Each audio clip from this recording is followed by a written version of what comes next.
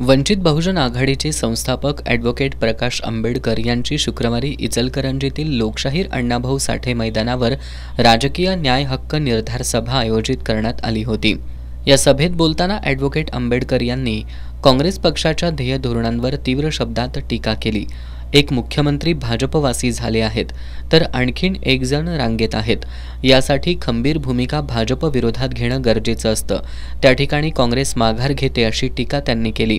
देशाला कर्जाच्या खाईत लोटण्याचं पाप, सैन्याचं खच्चीकरण, बेरोजगारी वाढवण्याचं पाप, धर्मांधता वाढवताना अल्पसंख्याकांची फसवणूक करण्याचं पाप ज्यांनी केलं त्यांना पुन्हा पंतप्रधान करायचं नाही असं सांगत भेदरलेल्या बेजबाबदार पंतप्रधानांना पुन्हा संधी नाही असा निर्धार आंबेडकर यांनी व्यक्त केला।